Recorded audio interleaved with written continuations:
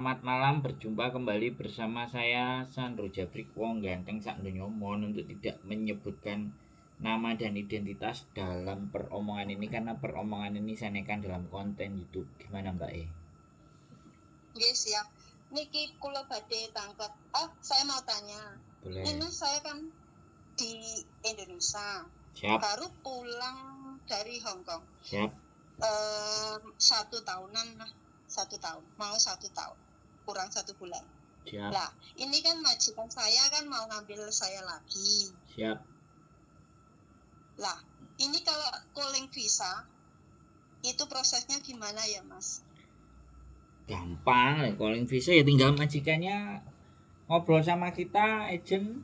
Habis itu terus sampean diproses. Nah, proses bisa turun sampai sampean ke PT, PAP, semua. Terus deal-dealan sama PT, terus balik lagi ke Hong Kong bisa turun ya wis, selesai gitu aja.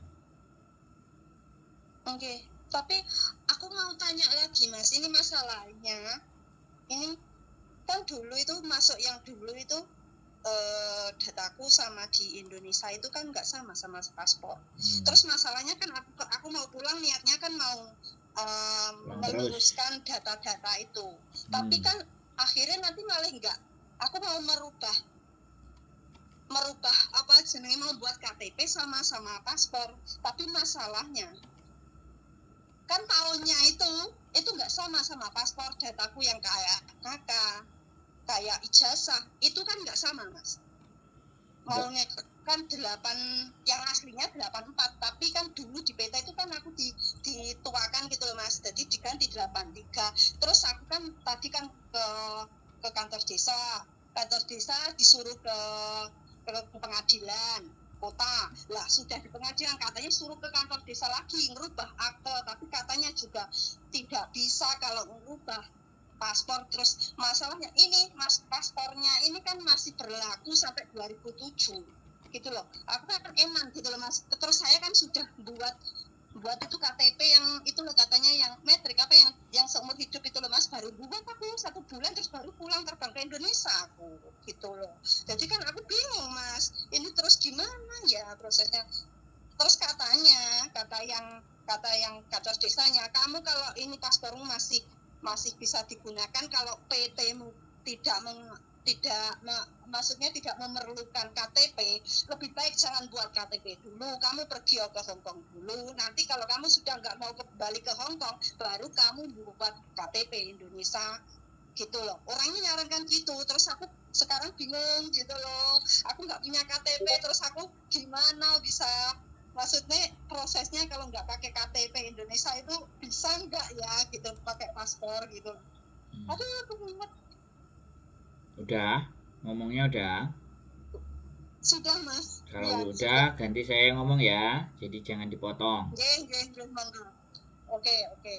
Kasus kayak sampean itu dari ribuan Mbak kita proses. Dan buktinya berangkat semua, nggak ada masalah. Ya bener katanya Pamo, nggak usah bikin KTP, habisin dulu masa habis di Hong Kong. Kalau sudah bosen mumet di Hong Kong, pulang los baru sampean bikin KTP. Itu bener itu. Betul berarti ya. Ya, nggak usah bikin KTP, tapi sampean nggak usah diributkan. Kalau sampean punya majikan sendiri itu tambah penak. Cuman yang tidak bisa kita garansi dari kita adalah kita nggak bisa menghindari potongan. Sampean harus tetap balik dari awal, potongan lagi kayak proses. Tapi kan sampean X gitu loh. Bisa dipahami? Iya, bisa. Nah, kayak cuma gitu. Kalau maaf Mas, kalau mau maksudnya nggak potongan tapi coba maksudnya bayar gitu bisa dong, maksudnya bisa komunikasi bayar ya? cash juga Bisa ya? Bayar cash ya bisa, boleh ke PT. Ya. Apa lebih murah gitu loh Mas? Ya, kalau bayar cash lebih murah, tapi Hongkong dolar, nggak mau rupiah PT-nya. Kalau sampean mau di kurs rupiah. Gitu. Jadi kan sebenarnya masalah pembayaran itu tidak menjadi persoalan, bisa dibicarakan. Tapi PT kan tetap ya, namanya PT kan jaluk duit toh Mbak, bisa dipahami nggak? Bisa, bisa, bisa. Karena sekali lagi kalau kita nggak mau ada potongan, cari kerjanya jangan ke Hong Kong tapi ke Makau. Ke Makau nggak ada potongan karena tidak ada aturannya negara, ya. Tapi kalau di Hong Kong itu ada aturan negara. Nah, negara ini yang bikin aturan kan bukan kita, Mbak. Bukan saya, bukan PT. PT itu harus ada izin ke Disnaker, ya kan. Harus bayar ke Disnaker, harus ngopeni lah intinya, ya kan. Sing alasane ge perlindungan lah, macem-macem lah, mbopo lah kan kayak gitu tuh, Mbak. Jadinya makanya kita nggak bisa lepas dari aturan itu gitu loh. Sampean mau berangkat ke bandara nek gak enek rekomendasi PT, gak enek PT ini semua, terus sampean juga kalau nggak ada dari PT-nya nggak bisa masuk ke KJRI nggak ada infonya, yang nggak masuk ke imigrasi Hong Kong, nggak ada capnya KJRI lah, terus visanya medune piye? Negara itu begitu. Nah, ini yang teman-teman nggak bisa dipahami. Nah, kalau seandainya ada PT-PT yang memang dia nggak berbayar, artinya potongannya sampean itu dijaluk no duit saka majikan, dan biasanya hanya XX, yang non nggak mungkin nggak pakai potongan, soalnya agent sama PT-nya itu pemiliknya sama biasanya. Dan bayarnya majikan pun nggak murah kalau yang kayak gitu, bisa 18.000, bisa 20.000, bisa 16.000, pokoknya di atas 12 up lah, karena kan PT nggak minta duit. Jadi atau PT itu sama agennya pemiliknya satu, jadi nggak butuh, ya wis duit dari majikan cukup digawe memproses sampean semuanya. Nah, itu PT yang sekaligus include sama agennya. Nah, tapi kalau kita PT-nya sendiri, agennya juga sendiri, kemudian bekerja sama, itu podo-podo golek duite, kan gitu ceritanya Mbak. Iya, nah, betul. Sama kita sampaikan aja, kita open aja kalau sama saya ya. Perkara teman-teman mau dibantu dengan saya ataupun tidak itu sudah bukan kuasa saya, Mbak. Kuasa yang menjadi kuasa saya ketika ada orang bertanya kepada saya, tak jawab sesuai dengan pengetahuan saya. Ada yang punya masalah dengan saya, tak berikan solusi menurut cara pandang saya. Nah, itu kuasa saya gitu. Tapi saya tidak kuasa sampean mau milih dengan siapa diproses, sampean dengan apa diproses, gitu aja. Karena hampir bisa dipastikan ya, orang yang mau ngangkatin teleponnya teman-teman kalau punya masalah itu ya bisa dihitung lah, nggak semuanya, nggak banyak orang yang peduli sama teman-teman itu, nggak banyak, tapi ada. Gitu. Jadi sampean nggak perlu bingung, nggak perlu panik, nggak perlu susah. Nih, kalau sampean minta dibantu sama saya itu sudah hal yang biasa. Tapi kalau sampean cari dari tempat atau PT yang lain, saya tidak tahu. Kalau berbicara PT yang lain saya nggak ngerti ya. Tapi kalau sampean berbicaranya dan minta dibantu dengan saya, itu nggak jadi soal. Sudah banyak wong cuman pegang paspor aja pulang dari Taiwan juga bisa berangkat kok. Oh gitu, jadi nggak ada masalah gitu ya Mas? Ya ada sampean itu tinggal salah apa bener milih PT itu aja. Soalnya nanti pada saat sampean anak-anak ini yang menjadi persoalan itu begini Mbak.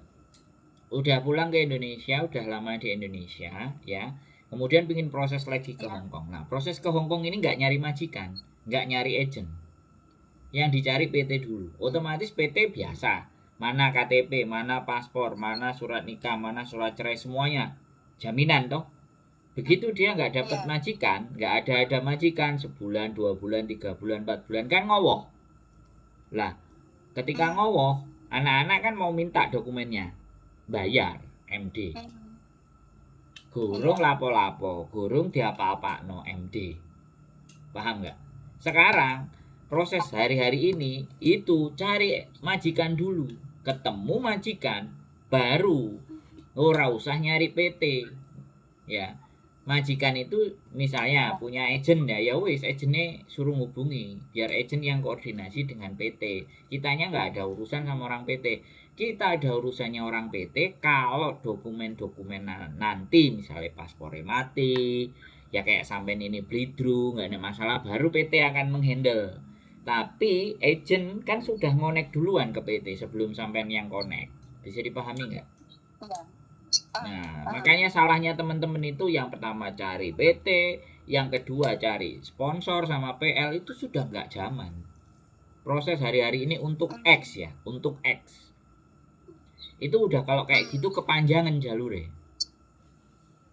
Nah iya, saya emang soalnya kan sudah 8 tahun ikut majikan ini. Nah, Satu iya, majikan. maksud saya kalau ibaratnya tadi sampean nggak telepon saya terus langkai beda, datang ke PT dulu seperti yang tak jelasin. Nek PT ini nggak jago, PT ini nggak iso nyeting itu semua, sampean dimintain duit, disuruh bayar. Bisa dipahami maksud saya, Mbak? Bisa. Karena tidak semua PT, buktinya teman-teman banyak yang juga telepon bermasalah dan berkendala dengan data, anak-anak disuruh betulin sendiri, suruh bayar sendiri. Ya memang itu tanggung jawab, tapi sing nuwakno sampean biyen sapa nek gak PT? Iya, jadi makanya Mas, maaf mau tanya lagi. Boleh. Iya, maaf. Ada nggak nganu PT yang di Jawa Timur? Saya kan ada di Blitar, daerah Blitar. Nah, gini. Yang dekat-dekat Blitar. Ya, gini, saya kasih tahu sama sampean semuanya. Orang-orang itu selalu juga begitu. Cari PT yang dekat rumah. Pertanyaan saya gini loh. PT memang dekat sama rumah, tapi nek PT niku gak iso ngurusi. Ya kan? Karena sampean datanya bleedru. Kan saya tadi bilang, makanya tidak perlu dipikirkan PT-nya itu dekat rumah. Karena sampai nanti datang ke PT itu ketika visa dipastikan turun atau paspornya masih hidup atau sudah mati. Kalau memang kita itu ada kendala di dokumen, misalnya paspornya mati, ya pastinya kan orang PT itu akan punya koneksi. Ya, punya koneksi. Di mana koneksinya itu terletak di mana itu PT-nya ada. Ya nggak ada masalah, wong memang bermasalah. Ya diikuti saja. Tapi kalau sampean coba milih-milih yang ada di situ dan ternyata persoalannya seperti yang saya sampaikan tadi. Gitu. Yang saya sampaikan adalah tadi, apakah PT itu benar-benar memproses terus punya majikan nggak? Kita main taruh-taruh aja karena dekat rumah kita. Sampean kalau merhatikan konten saya, anak-anak yang gak berangkat terus pingin MD, ya kan? Itu karena salah gitu loh strateginya. Ya, majikan sudah punya, cari agent dulu. Sudah ketemu majikan, ketemu agent, gak usah diributkan PT-nya ada di mana. Tapi kan sampean sudah diurusi sama majikan sama agent tadi. Ketika majikan sudah ngomong sama agent dan deal ngambil sampean, si agent itu akan nyari PT-nya yang bekerja sama dengan dia. Terus mengkondisikannya sampean tinggal ngikuti aja. Nggak usah pusing. Gak, jadi ini yang nggak banyak teman-teman. Saya sudah bikin konten yang kayak gini itu kalau dihitung mungkin ada 500-an konten. Jadi ya ini tadi karena udah sekian tahun pulang ke Indonesia, tatanan itu berubah dan kitanya yang nggak berubah. Tatanannya berubah, kitanya nggak berubah. Nah ketika kitanya nggak berubah, dianggap masa kayak dulu, akhirnya dikekno PL. Nah dikekno PL, ya kan, otomatis jadi tahan sama PL no. No agent juga gak gelem no. Kon nang PL duitnya. Nah PL kan mesti nggak PT. Lah kalau agent sama PL-nya nggak connect, sama PT-nya PL-nya nggak connect, anak ini yang akan kena. Anak yang berproses ini yang akan kena. Karena semuanya pada minta bagian. Bisa dipahami Mbak ya. Kita bisa. kenalnya dulu begitu, taunya dulu begitu. Tapi hari ini sistem berubah dan kita tidak berubah. Pertanyaan yang paling sering, ada nggak PT-nya dekat rumah? Nah ini pertanyaan yang nggak berubah. Padahal peraturan sudah berubah, tata cara sudah berubah. Sekarang dunia itu sudah nggak ada makelar, mbak, harusnya. Nek kita pinter. Nah, Ya. kenapa kok masih ada makelar di Hong Kong ini?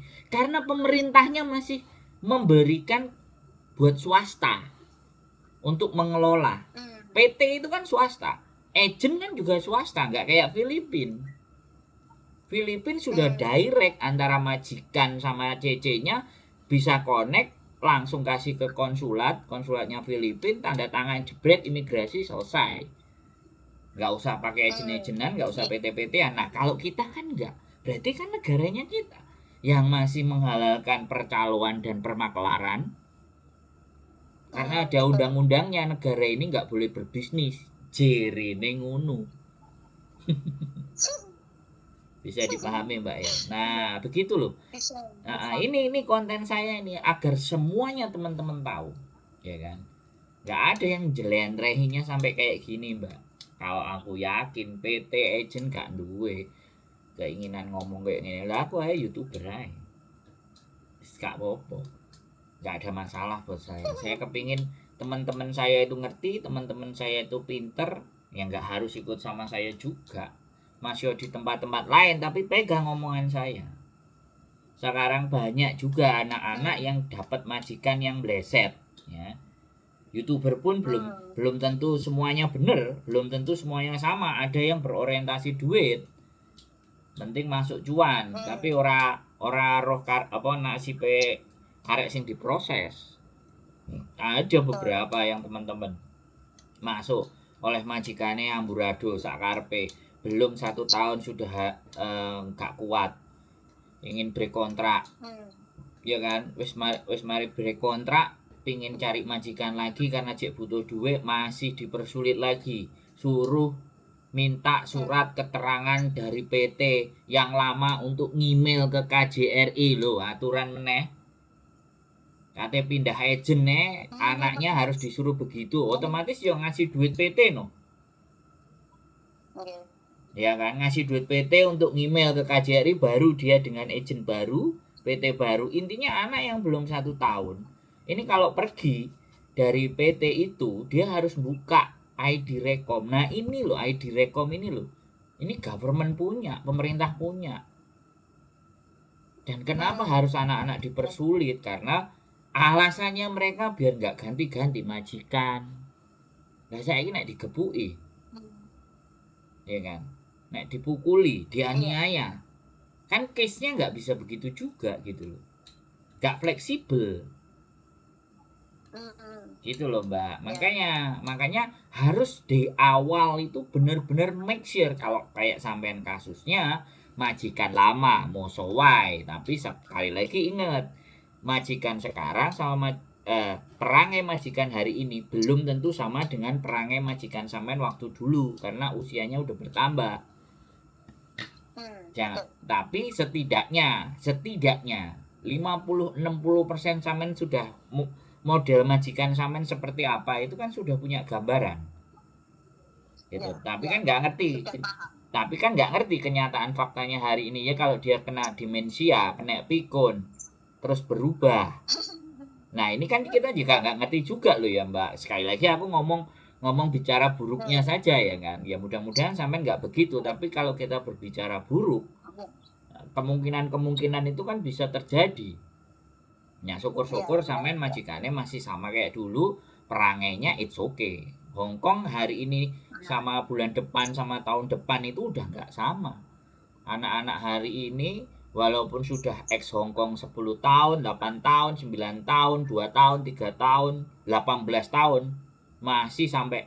masih ada banyak yang ngeluh juga. Nah itu yang dinamakan dinamika pergerakan. Makanya saya nggak mau bilang, kalau saya nyampaikan, nggak ada majikan itu yang baik sampai majikan itu tahu bagaimana cara kita bekerja.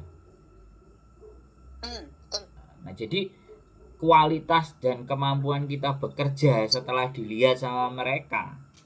Ya nek nemu sing nasibnya baik ya nek wong ngomong jerene nasib-nasiban. Kalau aku enggak. Nek aku ya di mana bumi itu dipijak, disitulah langit dijunjung. Kalau saya loh ya, bukan nasib-nasiban. Kalau memang kita jelek dapat majikan ya dievaluasi apakah hidup kita belakangan itu banyak berbuat baiknya atau banyak berbuat buruknya, akhirnya kita menimpa sesuatu yang nggak baik di hidup kita. Kalau saya sih percaya itu. Saya nggak percaya nasiban itu saya nggak percaya. Kita manusia itu dibekali akal, pikiran, dan kita juga punya Gusti Allah, dan kita juga bisa berdoa. Nggak ada nasib-nasiban menurut saya itu nggak ada, bejo-bejan itu nggak. Tapi pengetahuan di dalam otak kita itu nggak kita maksimalkan. Manusia itu ya tergantung amal ibadah, bukan nasib-nasiban. Ya kan, hidupnya itu ya amal ibadah tuh, bener nggak saya ngomong?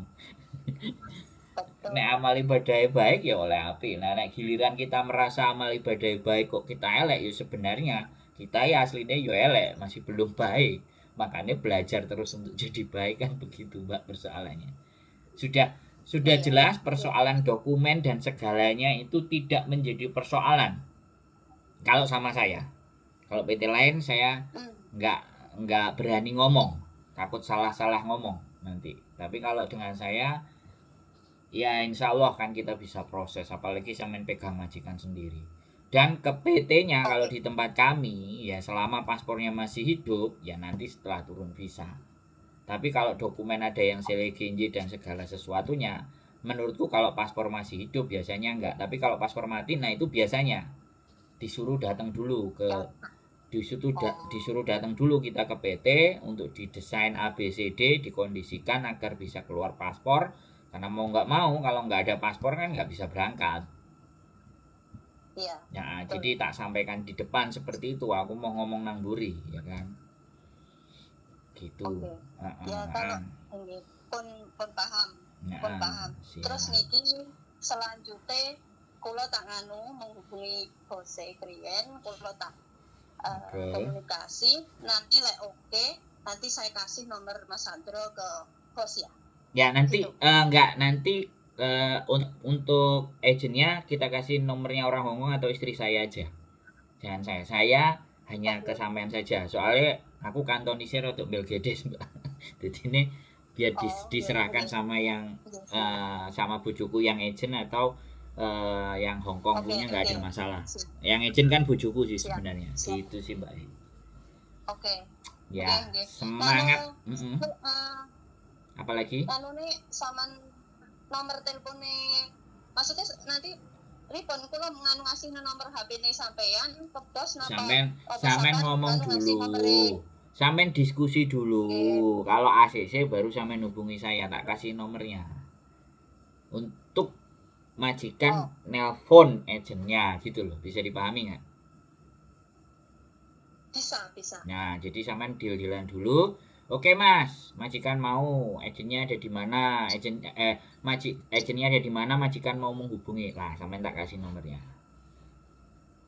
Oke. Bosnya katanya kan rencananya kan habis tahun baru gitu loh Mas. Terus saya kan ancang-ancang ceritanya gitu loh, nyari informasi ke sana sini ini. Lah nggih. Nggih, nek ngoten nanti kalau kula pun deal kalih bos, kula telepon sampean malih ngoten nggih. Siap, Mbak santai. Kita matur suwun sangat informasinya sangat jelas paham, sangat bisa dipahami. Matur suwun. Siap Mbak amin. Sehat, panjang umur, segala rezeki. Amin. Assalamualaikum. Waalaikumsalam warahmatullahi wabarakatuh.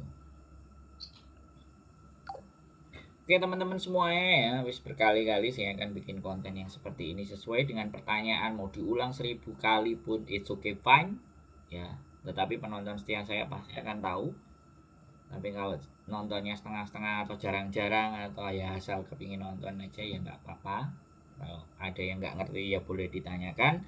Selama saya ngangkat telepon saya akan berusaha memberikan jawaban sesuai apa yang saya ketahui. Tetap semangat, keep stay tune YouTube channel and see you next video. Bye bye.